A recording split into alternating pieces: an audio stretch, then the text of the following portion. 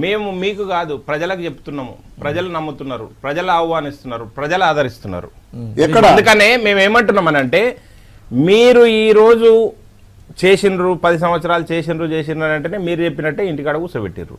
చేస్తే ఎందుకు మిమ్మల్ని ఎంపీ ఎలక్షన్లో అరే పాపం ఇంటికాడ కూర్చోబెట్టినాం ఇంత చేసిన వాళ్ళను అయ్యో పాపం అని చెప్పి కొద్దిగా మళ్ళీ రియలైజ్ అయ్యి ఎంపీ ఎలక్షన్లలో కొద్దిగా ఏమైనా ఆక్సిజన్ ఇవ్వాలి కదా, ఆక్సిజన్ ఇవ్వాలి కదా.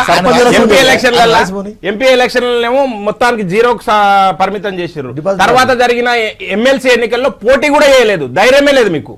మీరు ఇవాళ గొప్పలు చెప్తా ఉన్నారు. ఎవరికి వాడు సర్పంచ్ లోకల్ గా ఎవరికి వాడు ఇళ్ళవాడి వాడు గెలిస్తే మీరు మెంబర్ 6,000 అంటారు, 5,000 అంటారు. ఆడ ఉన్నవేన్ని స్థానాలు మీకు 5,000 వచ్చే, వాళ్ళకి 5,000 వచ్చే, మాకు 1000 వచ్చే, ఎట్లకెళ్ళి వచ్చే పంచాయతీ ఎన్నికల్లో ప్రచారం పోలేదు. నేను అదే చెప్తా ఉన్నా. నేను ఇంకొక విషయం చెప్తా ఉన్నా. అసలు వెంకట్ గారు నేను ఒకటే స్పష్టమైన విషయం చెప్తున్నా.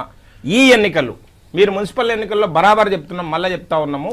ఈ రోజు పోటీ కాంగ్రెస్ పార్టీకి భారతీయ జనతా పార్టీకి జరుగుతుంది. బీఆర్ఎస్ పార్టీ అనేది ఇర్రెలవెంట్, ప్రజలు మర్చిపోయిన పార్టీ.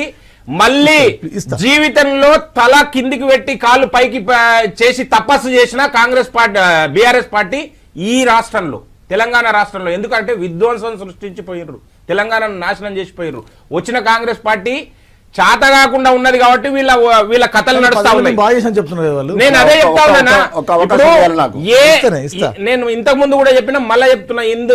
ఎందుగలడు అందు లేడని సందేహం వల్లది ఎందెందు వెతికినా అందందే అవినీతి లెస్సగా కనిపించింది బీఆర్ఎస్ పార్టీ లోపల. కాకపోతే కాంగ్రెస్ పార్టీ ఏం చేసిందనంటే చేష్టలు ఉడిగి చూస్తుంది కాబట్టి వీళ్ళు బజార్లకు వచ్చి తొడలు కొట్టి మీసాలు దువ్వి సవాల్ చేస్తా ఉన్నారు. మీరు దమ్ముంటే అది చేయండి ఇది చేయండి అని చెప్పి. ఎందుకు తిరుగుతున్నారు? మీ పార్టీలో ఉన్న కవిత తీఆర్ జైలుకి ఎందుకు పోవాల్సి వచ్చింది? మొన్న కేటీఆర్ ఎందుకు పోయిండు? నిన్న హరీష్ రావు ఎందుకు పోయిండు? ఈ రోజు సంతోష్ రావు ఎందుకు పోయిండు? సిట్టు నోటీసులకి ఎందుకు పోయిండు చెప్పండి. మీరు మొత్తము నేరాలు చేసిండ్రు, అవినీతి చేసిండ్రు, అక్రమాలు చేసిండ్రు, దౌర్జన్యాలు చేసిండ్రు. ఒకటా రెండా చెప్పుకుంటూ పోతే చాటభారతం ఉంది మీ 10 సంవత్సరాల పాలన. ఇంత దుర్మార్గంగా పాలించిన మిమ్మల్ని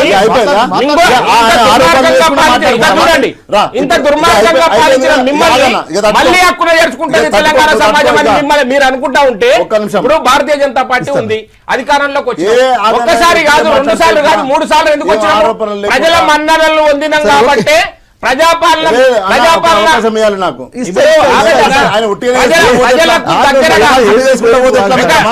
నేను చాలా చిన్న విషయం 10 సెకండ్లలో చెప్తా.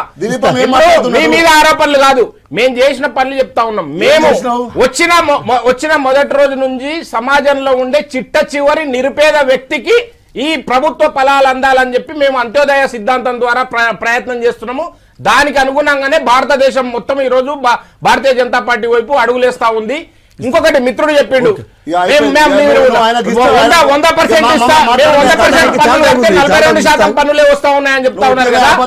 11 లక్షల కోట్ల రూపాయలు 11 సంవత్సరాలు వెంకట గారు 11 సంవత్సరాల్లో 11 లక్షల కోట్ల రూపాయలు తెలంగాణకు కేటాయించమని చెప్పి మా బండి సంజయ్ గారు, కేంద్ర మంత్రి కిషన్ రెడ్డి గారు 100 సార్లు చెప్పినాము. దాన్ని ప్రజలు నమ్ముతా ఉన్నారు, విశ్వసిస్తున్నారు. అందుకే పోతున్నాం.